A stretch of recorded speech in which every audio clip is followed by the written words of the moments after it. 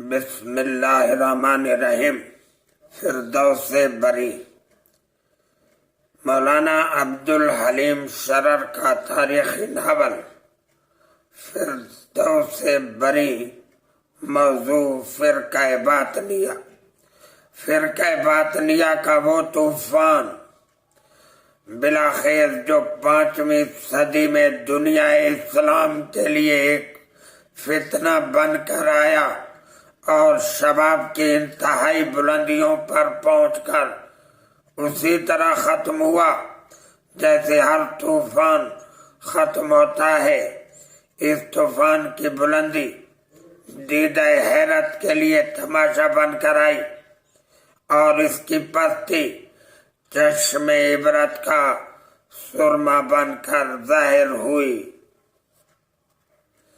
فرقہ باطنیہ کے موضوع پر تاریخی ناول مولانا عبدالحلیم شرر 1276 ہجری 1860 عیسوی میں لکھنؤ میں پیدا ہوئے۔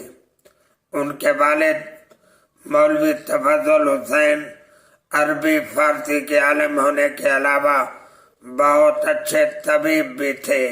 ان کے نانا مولوی قمر الدین صاحب اودھ کے معزز اور اجلا وطن بادشاہ نواب واجد علی شاہ کے ملازم اور مقرب خاص تھے۔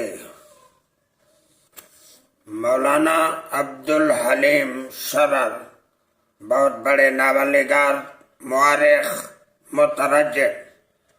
ان کی کتابوں کا چھپنے کا دور 1904 سے لے کر 1926 تک ہے۔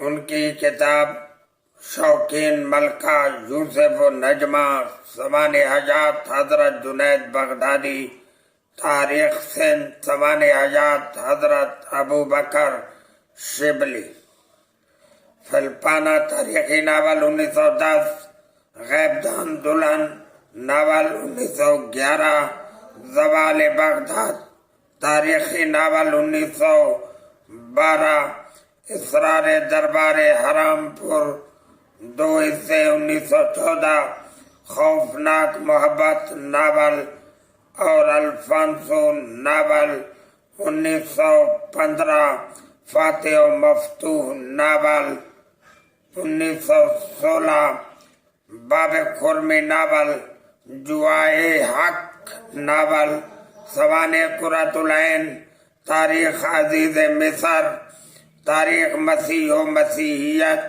1917، تاریخ عرب قبل اسلام 1918، دعائے حق حصہ دوم۔ محترم ناظرین، کسی نے شرر سے پوچھا تھا آپ کو اپنے تاریخی ناولوں میں کون سا ناول سب سے زیادہ پسند ہے؟ شرر نے اس سوال کے جواب میں فرمایا فردوس بری۔ تو یہ ناول شرر کا بہت پسندیدہ ناول ہے، جس میں فتنہ باطنیہ کو اجاگر کیا گیا ہے کہ فتنہ باطنیہ کیا ہے اور اس کے تاریخ میں کیا نتائج نکلے اور اس نے اسلام کو کیا نقصان پہنچایا۔ اللہ تعالیٰ ہمیں ایسے فتنوں سے بچائے اور مصیبتوں پریشانیوں سے بچائے۔ مسلم امت کو اللہ تعالیٰ اپنے حفظ و امان میں رکھے۔ وما علینا الا البلاغ المبین۔